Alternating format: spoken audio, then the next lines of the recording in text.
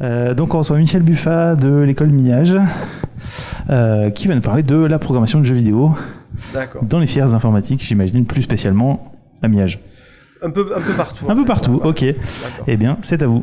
Bonjour, donc je m'appelle Michel Buffat, je suis enseignant-chercheur à l'université Côte d'Azur. C'est le nouveau nom de l'université de Nice. En fait, je suis professeur, c'est mon poste, mon grade à l'université de Nice. Et j'enseigne et je suis aussi un scientifique qui fait de la recherche au CNRS et à l'Institut national de recherche en informatique. Et ma spécialité, c'est le web. Mais à travers les enseignements que je fais sur les technologies web, eh bien, en fait, on a introduit dans de nombreux cours la programmation de jeux vidéo. Donc j'enseigne à Polytech, pendant des années j'ai enseigné à Polytech, qui est une école d'ingénieurs à Sophia Antipolis. J'enseigne dans les filières licence et master informatique, les filières Millage, je vous présenterai le détail de tout ça. J'ai donné des cours à l'IUT informatique aussi dans le passé, en gros j'ai enseigné un peu partout. Donc voilà, et je vais vous parler un petit peu donc, de comment on a introduit la programmation de jeux vidéo dans l'apprentissage de l'informatique, entre guillemets, sérieuse, parce que nos élèves ne sont pas destinés tous à aller travailler dans le domaine du jeu vidéo, c'est même un très faible pourcentage. Il y en a la plupart qui vont travailler dans des sociétés comme Orange, Thales, Grid Pocket, qui est dans le PDG qui est ici, voilà. Et donc, les filières, il y a les logos en bas, donc je vous raconterai un petit peu ce que c'est. Alors, les filières informatiques, qu'est-ce que c'est? À l'université, il existe aussi des écoles privées, mais je ne vais pas en parler. Donc en gros, c'est à Nice, on a une licence et un master informatique. Licence, c'est Bac plus 1, Bac plus 2, Bac plus 3. Master, c'est Bac plus 4, Bac plus 5. La filière universitaire classique en informatique, elle a une vocation scientifique. C'est-à-dire qu'elle va préparer des élèves qui vont peut-être faire des doctorats pour être de futurs enseignants-chercheurs, ce genre de choses. Donc les premières années sont plutôt théoriques, c'est un peu comme au conservatoire de musique, quand vous étudiez la musique classique. Les premières années, vous faites des gammes, c'est pas forcément très rigolo, mais c'est un enseignement assez rigoureux et scientifique.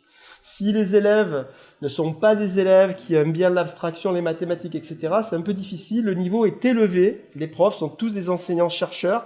Certains sont vraiment des gens connus mondialement dans leur domaine. Donc ce sont des très bons profs et des cours dont le niveau d'exigence est assez élevé. Mais comme il n'y a pas de sélection à l'entrée, c'est pour ça qu'on dit qu'il y a de l'échec. Effectivement, il faut être assez autonome, il faut être assez bon, etc. On a également une licence et un master Millage. Moi, je suis le directeur de cette filière à Nice. Donc la licence et le master Millage, c'est 2 années qui sont dans ce qu'on appelle le parcours du portail Matinfo à Nice. C'est un portail où les élèves vont prendre des cours un peu à la carte, d'informatique, de maths, etc. Et au bout d'un moment, ils vont choisir certains cours pour s'orienter plutôt vers l'informatique, plutôt vers les maths, etc. Donc nous, on recommande pour les élèves qui veulent faire la Millage, je vais y revenir, de prendre certains modules plutôt que d'autres. En gros, plutôt des modules appliqués, plutôt que des modules théoriques. Voilà, et ensuite on a une licence 3 et un master, les 2 premières années sont à Nice. La licence 3 et le master sont localisés à Sophia Antipolis, dans un seul bâtiment, et ça fonctionne un peu comme une école d'ingénieurs. C'est un peu une école d'ingénieurs dans l'université, avec un esprit école, un bureau des élèves, des sorties au ski, une junior entreprise, etc. Et c'est une filière appliquée, et dont les étudiants sont apprentis ou en contrat professionnel dès la première année, c'est-à-dire qu'ils peuvent avoir des contrats par les entreprises. On a à partir du master quasiment 95% de la promotion qui est dans ce cas-là. Ce sont des élèves qui vont pendant 6 mois passer 2 jours à l'université, 3 jours dans l'entreprise, et ensuite, pendant les 6 derniers mois, à plein temps dans l'entreprise. La plupart ont une embauche avant la fin de leurs études, une embauche définitive. Souvent, quand ils refusent, c'est qu'ils ont une meilleure proposition à côté. Je suis sérieux. Hein. On a ici quelqu'un qui a embauché de nombreux étudiants de chez nous. Voilà. Et il y a 4 spécialités en Master 2, c'est-à-dire à Bac plus 5, c'est là où la spécialisation se fait. Je vais faire plutôt de l'intelligence artificielle appliquée. Je vais plutôt faire de l'informatique traditionnelle et apprendre à gérer des équipes de projet. Je vais plutôt aller vers la cybersécurité, ça c'est CIRIS, ou plutôt vers le MBDS, ça veut dire Master Base de Données Système. C'est très informatique, très développement logiciel sur mobile, sur le web et classique. Voilà. Il y a également le DUT informatique qui fait partie de l'université. Alors les IUT, Institut universitaire de technologie, avaient une formation Bac plus 1, Bac plus 2 qui est appliquée. C'est le contraire un petit peu de la licence et le master informatique. Là, c'est très appliqué, on va apprendre des choses concrètes, on va faire de la programmation très très vite et pas très compliquée, pas très mathématique, scientifique, théorique. Et les IUT allaient jusqu'à Bac plus 2, et nous, on les recrutait à la Millage. On prenait directement Les 50% des meilleurs s'y candidataient, ils étaient pris d'office en licence 3 MIAGE. Mais il y en a aussi qui vont faire des écoles d'ingénieurs. Les tout meilleurs peuvent rentrer dans des grandes écoles ou à l'INSA ou dans des choses comme ça. Il y a également... Alors l'IUT se transforme en BUT cette année à la rentrée là, et maintenant ça sort à Bac+3, ça va être un peu le bazar, c'est la première année que ça change. Donc moi je pense qu'on va les recruter à Bac+4 du coup, et je sais pas comment on va remplir le Bac+3, on va peut-être prendre plus de personnes qui viennent de BTS et de l'université dans la filière. Il y a également Polytech qui est une école d'ingénieurs qui est à Sophia Antipolis, qui a plusieurs spécialités dont une en informatique. Et dans l'informatique, un peu comme les masters MIAGE, il y a des spécialités sur les interfaces homme-machine, l'architecture logicielle, la robotique, etc. Voilà. Et il faut savoir que entre la licence, le master MIAGE, la licence et le master informatique et Polytech, des fois il y a les élèves qui sont dans la même classe avec le même prof. Donc on n'est pas concurrents, on est collègues, et des fois ça se passe dans le même bâtiment. Et voilà. Alors Polytech a 2 premières années de prépa, un peu comme les prépas qu'il y a au lycée Masséna ou au COV, au CIV pardon, à Sofia. Sauf que la prépa, elle est un peu plus spécialisée, un peu moins difficile en termes de travail. Et là, les élèves font déjà des choses un peu concrètes en informatique. Si vous allez à Masséna faire une prépa MP, vous allez faire très peu d'informatique. D'accord? Ça va être, vous allez faire des maths en informatique, quoi, en gros. Hein. Mon fils, il a fait. Voilà. Donc ça, c'est pour vous expliquer. Moi, j'enseigne, j'ai enseigné partout et en ce moment, j'enseigne beaucoup à la MIAGE parce que je suis directeur. Et j'enseigne en licence et master d'informatique et j'enseignais à Polytech jusqu'à l'an dernier. Alors la programmation de jeux vidéo, en fait, c'est un domaine complet. C'est-à-dire que quand on fait un jeu vidéo, si vous faites un jeu de tir, il faut détecter des collisions, il faut gérer des interactions, il faut faire de la conception logicielle. Comment je vais programmer mon vaisseau, les ennemis, etc. Pour ceux qui font un peu d'informatique, c'est une très bonne introduction. Ce qu'on appelle la programmation orientée objet, parce qu'on a des objets graphiques concrets devant les yeux. C'est naturel d'appliquer des méthodes de conception qu'on enseigne. Voilà. Puis il y a également des algorithmes. Alors les algorithmes, c'est la manière dont ils vont programmer une espèce d'intelligence, d'accord, les élèves. Et donc dans les comportements des vaisseaux, des ennemis, des personnages, etc., il y a toute une possibilité, enfin tout un ensemble de possibilités pour coder ça. Des algorithmes tout simples, tu m'as touché, je meurs, jusqu'à des algorithmes compliqués du genre je vais te couper le chemin pour essayer d'intercepter ta trajectoire, jusqu'à vraiment des algorithmes d'IA évolués, avec du machine learning et des choses modernes. On enseigne tout ça à travers les jeux. Et après, il y a des aspects plus techniques, comme les jeux multijoueurs. Alors, c'est pas des jeux de cartes, mais on fait des jeux à 60 images secondes d'action. Qu'est-ce qui se passe si j'ai un élève qui est en Chine, aux États-Unis, enfin des joueurs, et un en France? Comment on fait pour gérer les décalages, les latences dans le réseau? Tout ça, c'est des cours que je fais qui sont assez complexes, qui sont réservés aux étudiants de master. Voilà. Ensuite, on a des cours dédiés. Alors, pardon, excusez-moi. C'est aussi intéressant pour apprendre le graphisme et l'animation 2D et 3D. Donc, moi, ce que j'enseigne, alors je sais pas si tous mes collègues font ça, mais nous, on va vers des jeux qui sont à 60 images secondes. C'est-à-dire très très fluides. Vraiment des jeux, même si c'est des jeux de puzzle, on va les faire à 60 images secondes pour avoir des belles explosions, etc. Par exemple, en licence 3e année MIAGE, on code une espèce de Candy Crush, mais avec toutes les animations détaillées. En filière informatique, on a codé des shoot'em up, des petits jeux avec de tir, mais avec des explosions, des particules et un tas de choses. Voilà. Et après, il y a des cours dédiés. Ah, pardon, excusez-moi, ça arrive après. Et donc, on apprend la programmation de jeu. Dans certains cours, c'est des profs qui font la programmation Android, par exemple, ou la programmation iOS. Parfois, moi, je fais des techno-web, donc on va utiliser des langages du web comme JavaScript pour coder des jeux. Il y a des collègues qui enseignent C++ ou Python, des langages de programmation différents. Ils adaptent en fait la techno qu'ils enseignent pour l'illustrer avec des jeux. Alors, il y a de nombreux enseignements, c'est ce que j'ai dit en fait. Les jeux sont dilués à la fois dans de nombreuses matières. Ça dépend des goûts des profs. Si c'est un prof qui aime bien les jeux vidéo, il va en mettre. Si c'est un prof qui joue jamais, il va pas en mettre, quoi. Voilà. Mais en gros, vous allez retrouver de la programmation de jeux dans des cours d'algorithmique, de Bac+1 jusqu'à Bac+5. Ça, vous allez retrouver ça à tous les niveaux. Il y a des cours de système embarqué. J'ai un collègue à moi qui travaille beaucoup avec des Raspberry Pi, avec des Arduino, avec des petites cartes ESP32. Et là, en fait, sur les Raspberry, par exemple, les élèves qui tiennent le stand ont fait des projets d'année sur des Raspberry pour développer ce qu'on appelle des distributions rétro gaming, mais un peu chiadées. Si vous regardez un peu tout ce qui est présenté, par exemple, il y a le stand en face du nôtre où ils ont des bornes, les jeux sont déformés. Ils sont pas très respectueux de ce qu'on appelle le pixel perfect. Ils font pas très attention. Si vous allez voir la borne de la Miage qui est exposée, les jeux ils ont des décorations sur les côtés, on simule les scanlines, on essaie d'être le plus proche de l'original. Les élèves ont travaillé pour mettre un support pour 2 écrans. Il y a un écran qui est posé sur la borne, qui va afficher des choses. Ce qu'on appelle le marquis, c'était le haut des bornes. Scanner, ça va s'afficher selon le jeu qui est choisi. Ils ont percé le control panel là, pour mettre un spinner, un contrôleur, et puis il y en a un autre qui a une trackball aussi. Quand on branche une trackball et un spinner, c'est vu comme 2 souris, les systèmes. Des fois, ils aiment pas trop, il faut aller bidouiller un peu dans le système.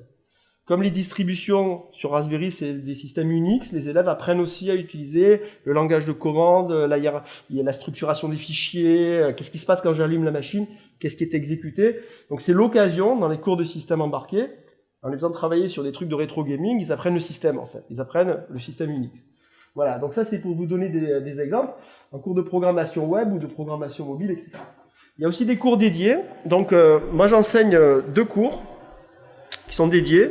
Il y a un cours qui est programmation de jeux multijoueurs, où en fait on va étudier vraiment dans le détail les problèmes de latence, les algorithmes, etc.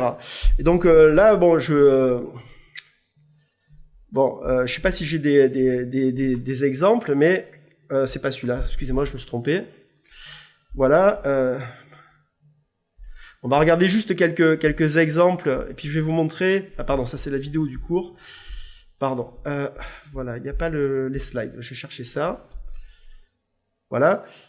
Alors, je ne sais pas exactement si j'ai des démonstrations. J'en ai une quelque part, normalement, pour vous montrer ces petits problèmes. Voilà.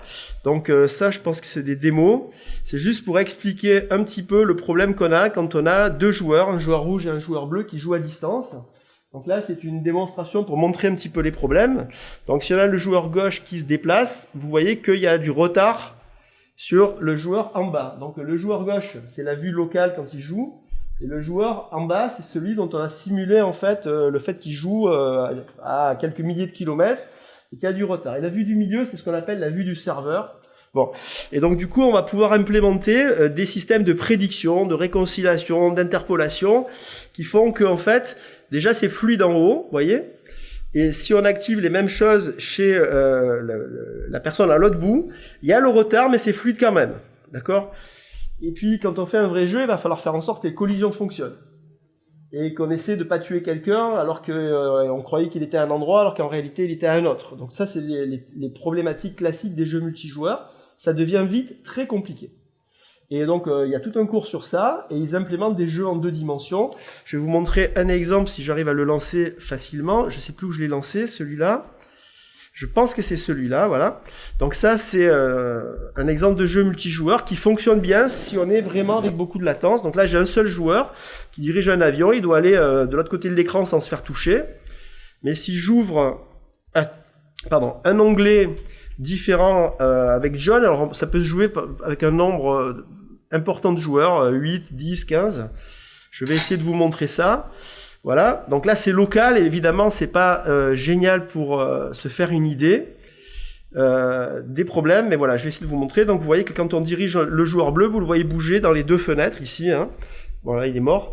Et alors le joueur vert, c'est si je clique dans l'autre fenêtre, c'est le joueur vert que je dirige, vous voyez qu'il bouge de l'autre côté. Et c'est fluide. Et ça, même si on déploie en fait ce jeu sur un serveur aux États-Unis qu'on joue depuis la France, donc ça veut dire qu'il faut qu'à chaque fois les informations passent par les États-Unis, il va y avoir un décalage entre les deux, mais ça sera toujours fluide et l'expérience locale sera bonne. Voilà. Donc ça, c'est des choses qu'on enseigne niveau Master 1, Master 2, dans une unité d'enseignement qui est optionnelle, mais qui a quand même beaucoup de succès. Je reprends la présentation, voilà. Je fais également de la programmation, introduction à la programmation de jeux 3D. Alors on utilise une librairie qui s'appelle Babylon.js, qui permet en JavaScript, dans des pages web, de faire des jeux 3D très fluides. Et c'est une librairie open source qui est faite par Microsoft. Et moi, je connais très bien la personne qui l'a créée, qui s'appelle David Catu, qui est chef de projet chez Microsoft à Redmond, à Seattle, quoi. Et il intervient dans les cours pour parler aux élèves, pour les conseiller, pour les encourager. Il y a un des développeurs principaux qui est aussi à Toulon, qui est venu rencontrer les élèves. Donc c'est intéressant parce qu'ils voient des gens de l'industrie, et ceux qui ont fait les meilleurs jeux, ils ont eu des offres d'emploi chez Microsoft, enfin ils les ont dragués pour passer des entretiens. Donc à travers les jeux, parce qu'ils ont vu qu'ils étaient bons. Voilà. Alors je peux vous montrer des exemples de ce qu'on fait avec ça. Attendez, je cherche ma présentation, voilà. Donc ça, je l'ai montré, voilà. Donc je vais lancer ce jeu-là, par exemple. Ça, c'est issu du cours, donc on anime des personnages. Je vais vous montrer à quoi ça ressemble. Est-ce que j'ai cet exemple-là? Il doit être ici. Non, je l'ai ici. Donc là, je vais utiliser mon... Non, c'est pas ici. Voilà.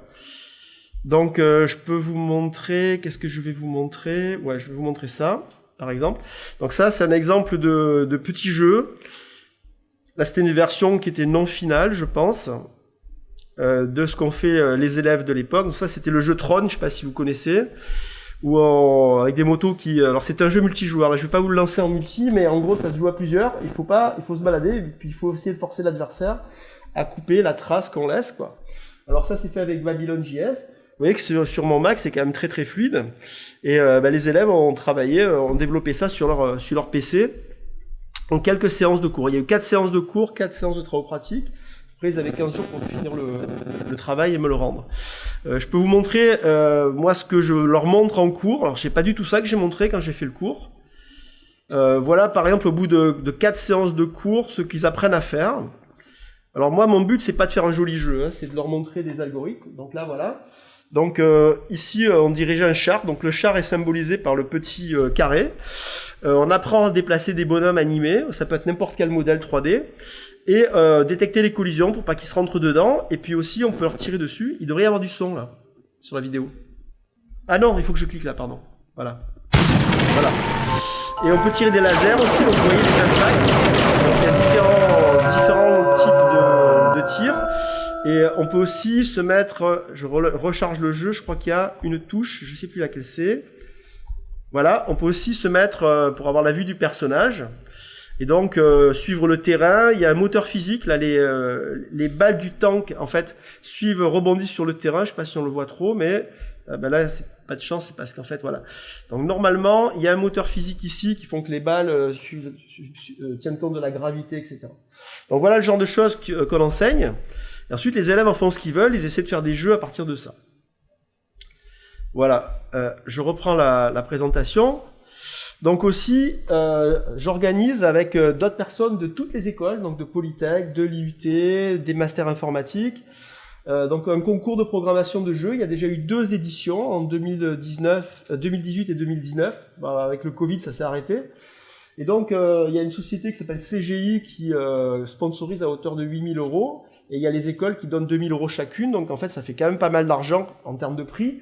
On a des équipes de toutes les écoles, et on fait une remise des prix dans le village Baïséa, Sophie Antipolis, avec un buffet, etc. Et il y a un jury qui n'est pas composé que de profs, mais aussi de personnes de l'industrie, d'anciens élèves, etc. Et donc toutes les équipes sont récompensées, même le dernier il gagne une clé USB, un mug, etc. parce qu'on est richement doté, et les premiers ils gagnent des Switch, ils gagnent des Oculus, ils gagnent des kits de gamers avec des claviers, souris, casques de gamers pour le e-sport, mais de bonne qualité, etc. Donc je vous montre quelques exemples. On avait même trop d'argent, donc on a fait une tombola. On avait acheté des lots pour ceux qui avaient participé, mais qui n'avaient rien rendu, parce qu'il y a des équipes qui n'avaient rien rendu. Ceux qui ont rendu quelque chose ont tous gagné. Voilà. Donc ça, c'est des exemples de jeux qui ont été faits à l'époque. Donc ça, c'était avec Pico 8. Donc la première édition du jeu, c'était des jeux rétro gaming avec un environnement particulier. Donc voilà le genre de jeu qu'avaient fait les élèves. Il y a quand même déjà un scrolling sur 2 plans, il y a une détection de collision, il y a une petite musique. Le jeu réel est très très fluide. Là, c'est la vidéo qui fait ça. Puis bon, là, ils ont tout codé. Hein. Voilà. Alors, fallait aller le plus loin possible. Je vous montre un autre jeu. Donc ça, c'était des élèves de première année de prépa Polytech. Ça veut dire qu'ils sont à bac plus 4 mois, quoi. Et alors eux, ils ont passé beaucoup de temps. Donc ils ont codé un jeu un peu à la Zelda. Voilà. Bon, je vais peut-être pas tout vous montrer, mais on dirigeait un petit bonhomme sur des cartes en 2D. Il y avait toute une histoire avec pas mal d'interactions. Alors ça se programme dans le langage Lua, je ne sais pas si vous connaissez. C'est un langage de script orienté objet aussi. Voilà, ça c'est... Bon, je vais sauter parce que je n'aurai pas le temps de tout montrer.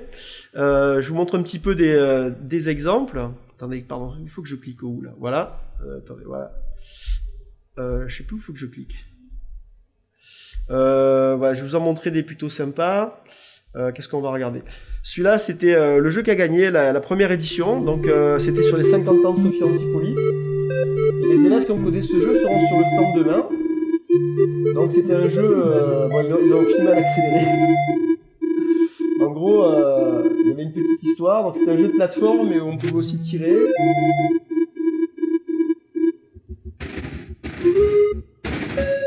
Bon, ils ont gagné parce que le héros, c'était moi. Ils m'ont illustré, ils ont mis les profs, voilà. Il y avait plusieurs niveaux, il y avait même un boss à un moment donné. Voilà, une explosion, voilà. Et à la fin, c'était le sénateur Lafitte qui était encore vivant qui remettait le prix, voilà. Donc il y avait des feux d'artifice, je crois, si je me souviens, il y avait la remise des prix avec le jury. Bon, voilà, c'est des petits jeux, mais ça c'est des élèves de licence 3e année. Donc ça c'était licence 3e année Miage. C'est juste pour vous donner une idée un petit peu de ce qu'on fait. Ça c'est des jeux 3D qui ont été faits par des masters en informatique. Avec Babylon.js aussi. Donc voilà, c'est vraiment vidéo, mais là les jeux qui bateau en fait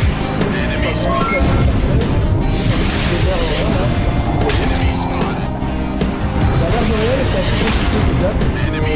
La totalité, les interactions. De temps en temps, il y a quelques élèves qui poursuivent après son projet, puis il y a encore un projet personnel. Alors je continue. Voilà, alors ça c'était pas mal. Alors eux ils ont beaucoup travaillé, c'est un jeu d'aventure, donc en vidéo ça rend pas terrible. On voit pas bien le gameplay. Mais en gros, je peux pas mettre en plein écran celui-là. Je vais en plein écran. Donc en gros, on était dans un appartement, on était des notes, on était en train de se passer. Avec PlayStation, on pouvait l'allumer sur la télé, sur la télé. Là, il y a pas mal de travail sur les interactions aussi, sur les nouvelles 3D.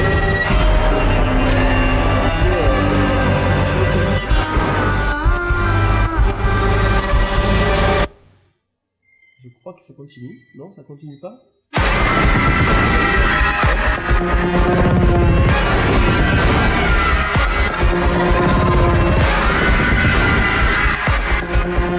Il y avait un jeu qui se passait dans la prison.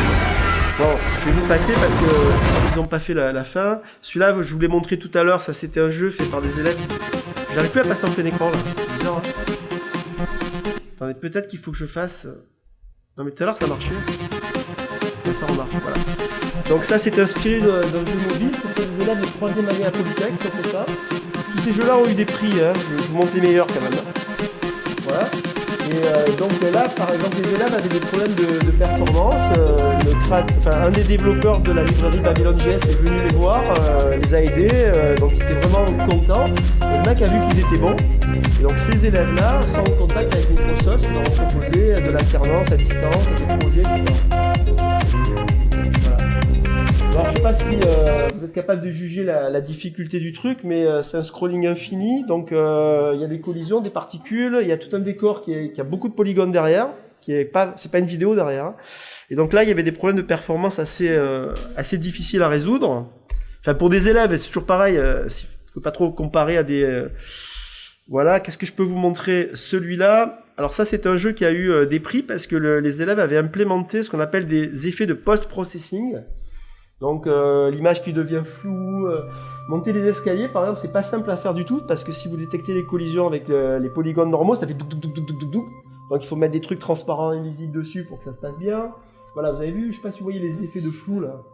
Il y a des espèces d'effets de profondeur de champ, etc. Donc là c'était pareil, ça rend pas bien, c'était un jeu d'aventure. Mais le jury leur a donné un prix pour le scénario.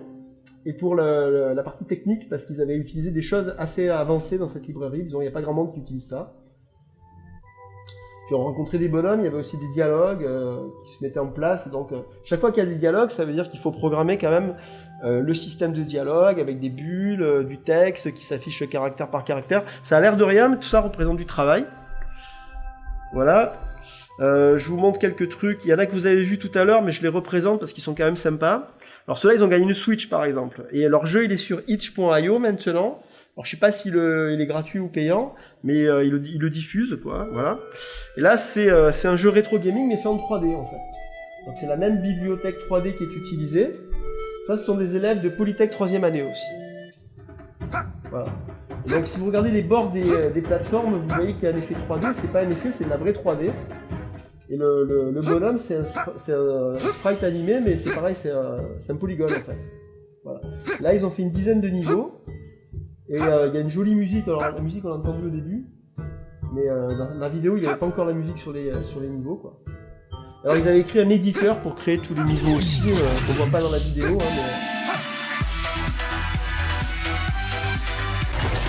mais... Voilà, donc je vous en montre un autre. Donc là, eux, ils ont gagné une Switch et 100 € chacun. Alors, ceux d'avant, là, ils avaient gagné un kit gamer, une petite console et 50 € chacun. Je vous montre un autre groupe, ça c'est des licences 3 miages. Donc les élèves ont été très étonnants pour leur niveau d'études parce que le jeu, il a une finition incroyable, il est super jouable. Donc ils ont fait un jeu de plateforme en 3D mais avec de la physique, il y a la gravité. Ils ont implémenté le double saut avec le petit bonhomme là, puis ensuite il y a ça se complexifie même au niveau graphique. Il y a des effets de transparence, il y a les ombres aussi, je pense. Là il n'y a pas l'ombre, mais dans la version finale il y avait les ombres portées de tous les personnages, quoi. Voilà. Alors tous les jeux sont en ligne, c'est fait sur le web. Hein. Voilà. Et le jeu qui avait gagné, alors je sais pas si on va avoir grand chose. Alors ils avaient gagné une Switch, un kit de gamer, 150 € chacun, donc on se moque pas des élèves. Ça c'est le groupe qui a gagné. Cette année c'était des Polytech 5e année. C'était un jeu d'aventure assez incroyable parce qu'ils avaient tout modélisé en 3D là. Ça marche là ou ça marche pas? Ça fait des bruits bizarres. Organisé par CGI, en collaboration avec des écoles de Sophia Antipolis. J'ai pas l'impression que la vidéo elle marche. Ce jeu était réalisé par Cyril Guillot, Inal Majoub et moi-même Paul Londex. Et le coup, le son est très bas. Bon, c'est pas grave, c'est pas grave.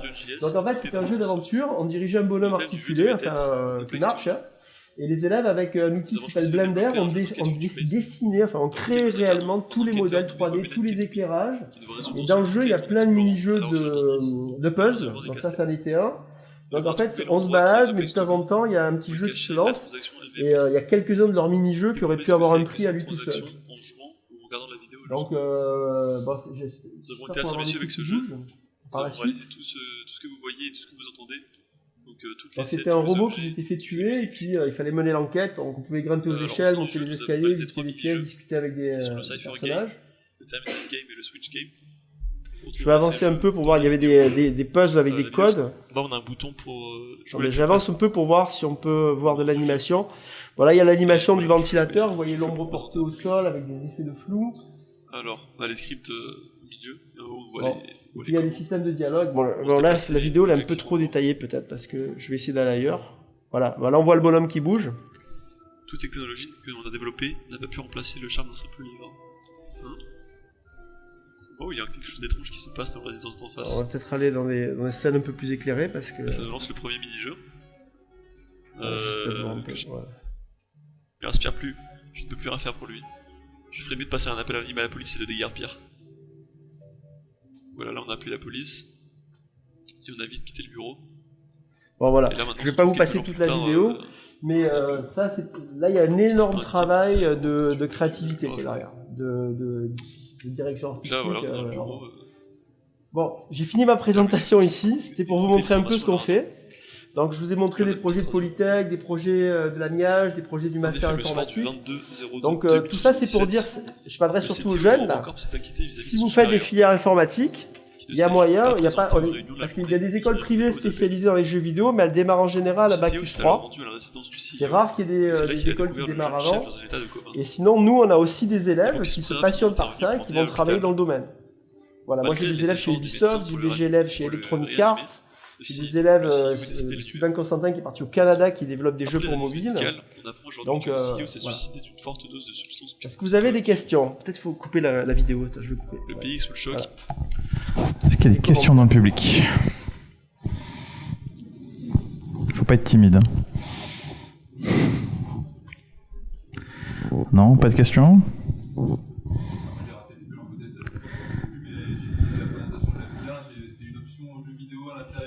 Non, en fait, à l'université, il y a une école d'ingénieurs qui s'appelle Polytech, il y a une école dans l'école qui s'appelle la MIAGE, il y a des parcours de licence master informatique et il y a l'IUT. Donc tout ça, ça fait partie des filières informatiques proposées à l'université. Donc dans ces filières informatiques, il y a des matières classiques, algorithmique et programmation, programmation orientée objet, conception, etc. Et il y a des profs, de plus en plus, parce qu'il y a la génération de jeux vidéo qui arrive. Moi, je suis une exception. Je suis tombé dedans quand j'étais très petit et je suis très vieux. Mais donc, il y a des profs maintenant qui introduisent les jeux vidéo pour expliquer les algorithmes, pour expliquer les interactions, etc. Donc, par exemple, dans les cours au web que je fais à la MIAGE avec un autre enseignant en licence 3, on leur fait coder un Candy Crush Saga, on leur fait coder ce genre de jeu. Et ensuite, il y a des cours aussi spécialisés. Donc, moi, je fais des cours programmation de jeux multijoueurs et programmation de jeux 3D. Alors ça, c'est ce qu'on appelle des unités d'enseignement mineures, elles sont optionnelles. Mais les élèves de Polytech peuvent les prendre, les élèves de licence de master informatique peuvent les prendre, les élèves du master MIAGE peuvent les prendre. À l'UT, non, ils sont trop jeunes, ils n'ont pas encore le niveau pour faire ça. Voilà, donc c'est juste pour dire que en fait, ça existe, ça y est. Si vous êtes passionné, vous allez voir le prof. Il faut rester. Parce qu'il y a une chose, c'est... Alors, quel est ton prénom ? Philippe, il embauche mes élèves, d'accord ? Mais lui, quand il regarde les CV, donc il regarde s'ils sont bien, mais si les élèves ne font que ce qu'on leur dit, ils ont tous le même CV. J'ai fait tel projet, j'ai fait tel cours, j'ai fait tel truc. Ah, il y en a un qui a fait un projet personnel, il y en a un qui a fait un concours de jeu qui n'était pas prévu, il y en a un qui a développé des trucs sur Raspberry Pi. Parle-moi. Ah, il y a les yeux qui brillent. Le mec, il est passionné. Il a plus travaillé son projet perso que les trucs chiants qui étaient en cours. Toi, tu m'intéresses. Voilà. Parce qu'en fait, sinon, ils ont tous le même CV, quoi. Et donc après, c'est la personnalité. Si les gens sont passionnés, intéressés, c'est pas forcé que ce soit des projets de jeu, hein. Parce qu'il y en a qui font des projets qui sont dans d'autres domaines qui les intéressent. Mais nous, on aime bien les élèves qui ont un peu la flamme, quoi. Et si cette flamme, elle doit passer par là, pour certains, eh bien, on leur en donne. Voilà. Donc ceux qui sont frustrés de ne pas pouvoir toucher à la programmation de jeu, ils prennent les cours optionnels, où il saute sur le prof qui, par hasard, a proposé de faire un jeu. Il dit, monsieur, votre truc, j'ai bossé 200 heures dessus, je me suis planté à côté, là, dans la matière base de données, je sais pas quoi, mais c'est pas grave, avec toi, moi, je lui mets 19 sur 20, et je vais dire aux autres qu'il est bon, et puis ça va passer, quoi. Voilà. Donc c'est un peu ça. Oui ?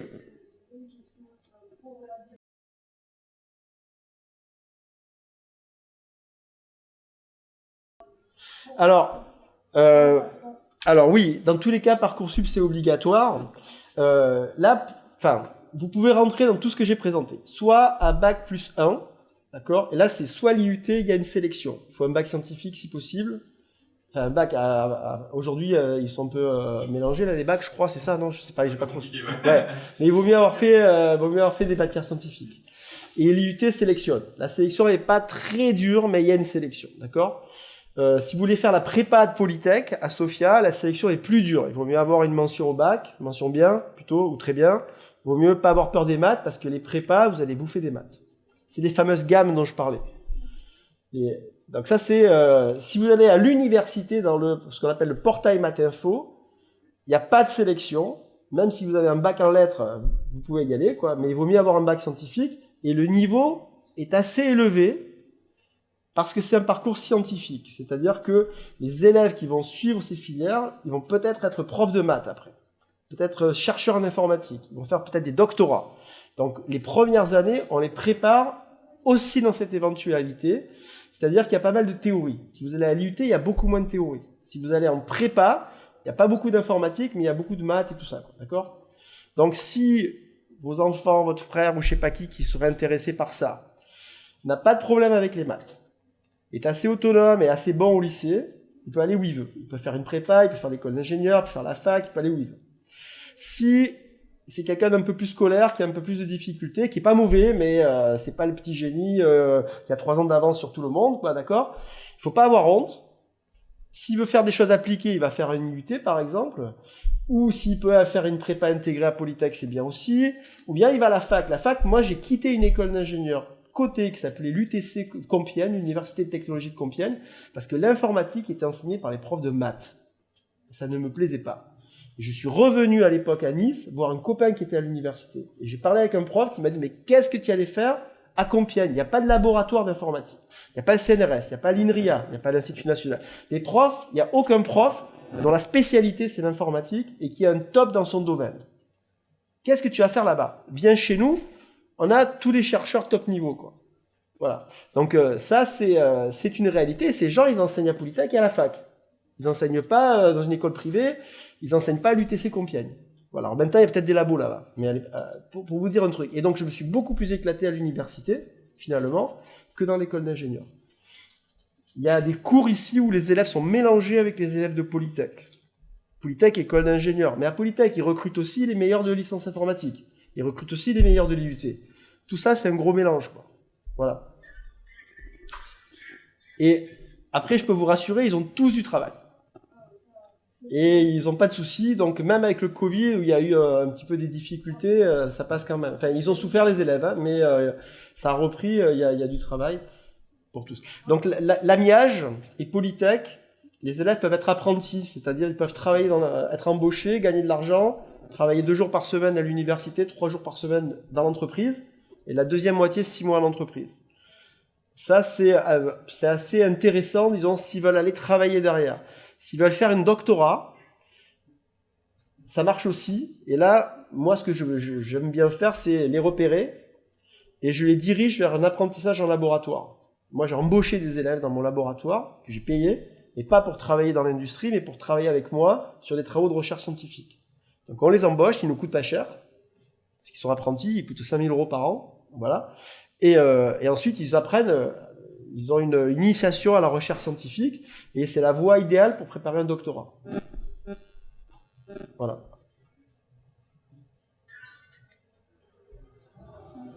Si vous avez, sinon passez sur le stand en bas là. C'est le stand où il y a un flipper. C'est le seul stand avec un flipper. Il y a des bornes d'arcade avec des Raspberry Pi. Il y a 4 ou 5 de mes élèves. Vous pouvez discuter avec eux, voir comment ça se passe. Si vous êtes curieux, ils ont tous fait des parcours différents. Il y en a qui viennent de BTS, d'IUT, de prépa, de la fac, etc. Il y a tout le panaché, quoi. Bon, s'il n'y a pas d'autres questions, je pense qu'on va conclure. D'accord. Merci Michel. De rien.